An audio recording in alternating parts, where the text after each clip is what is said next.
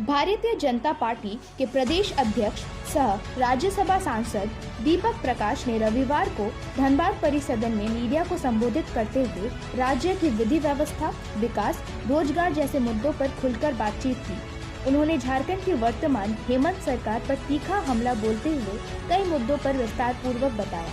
उन्होंने झारखंड में विधि व्यवस्था के संदर्भ में कहा कि वर्तमान में तबादलों का व्यापार सरकार चला रही है, जिससे राज्य में विधि व्यवस्था पूरी तरह ध्वस्त हो गई है। अपराधियों का मनोबल बढ़ा हुआ है। सूबे में स्थित बद से बदतर हो गई है। राज्य में एक जिले से दूसरे जिले की यात्रा रात में संभव नहीं है, क्योंकि किसी के साथ कुछ भी हो सकता है। रात में अपराधियों का साम्राज्य कायम हो जाता है। विकास के मुद्दे पर राज्यसभा सांसद ने बताया कि झारखंड में भाजपा की सरकार के दौरान उनकी प्राथमिकता विकास होती है। राज्य में सड़कों का जाल, गुणवत्तापूर्वक सड़क निर्माण जैसे कार्य होते हैं, परंतु हेमंत सरकार के शासन में विकास की कोई बात नहीं होती है। राज्य में लूट, चोरी, बलात्कार, जेल के अंदर से अपराधी गिरोह का तांडव जैसे कारनामों को खुलेआम अंजाम दिया जाता है, जिसे काबू करने में राज्य सरकार पूरी तरह विफल साबित हो रही है। वहीं भाजपा की प्राथमिकता में महिला सशक्तिकरण का प्रमुख स्थान रहा है, परंतु वर्तमान सरकार के शासन में महिलाओं के साथ रोजाना बलात्कार घटनाएं सामने आ रही हैं, जिससे अंदाजा लगाया जा सकता है कि हेमंत सरकार महिलाओं की सुरक्षा के प्रति कितनी गंभीर है। प्रेस वार्ता में भाजपा के धनबाद से भाजपा विधायक राज सिन्हा, महानगर अध्यक्ष चंद्रशेखर सिंह सहित कई वरीय पदाधिकारी मौजूद रहे हैं। गठबंधन की सरकार है, यूपीए गठबंधन के नाम से इसे जाना जाता है, लेकिन इनके कामों को देख करके झारखंड की जनता ने एक नई संज्ञा दी है, और उस संज्ञा का नाम है ये ठगबंधन की सरकार। ये ठगबंधन, ये मुंगेरी लाल के हसीन सपने दिखा करके जनता को दिग्भ्रमित करके सत्ता पर काबिज हुई है, सत्ता हासिल की है।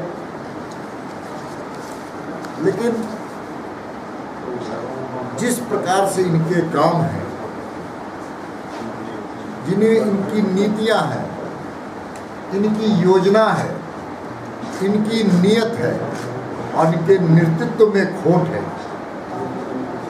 इससे झारखंड की जनता इनके असली चेहरे को पहचानने का काम किया। असली चेहरे को पहचानने, लगातार राज्य की हालत बद से बदतर होते चली जा रही है। कानून व्यवस्था के संदर्भ में नहीं कहना चाहता हूं कि देश का सर्वाधिक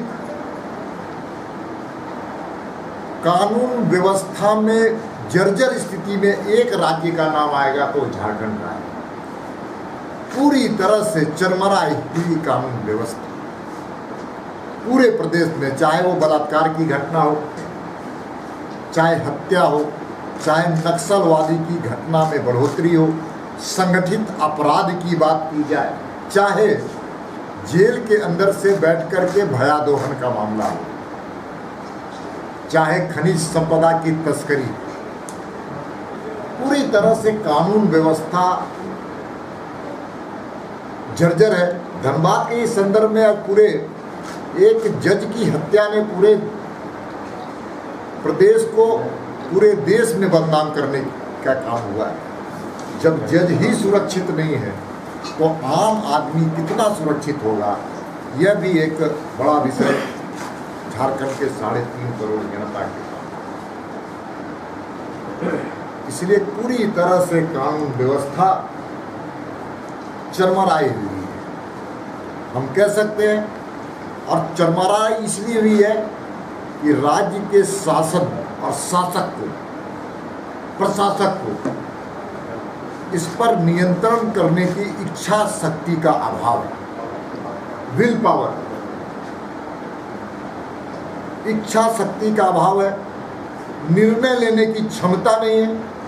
और सरकार के जो पदाधिकारी हैं, अधिकारी हैं, उनकी पोस्टिंग टेंडर के आधार पर होता है। जो ज़्यादा पैसा देगा वह व्यक्ति कमाऊ स्थान पर पदस्थापित होगा, ये सर्वविदित है, ये सर्वविदित सब कोई जानता है।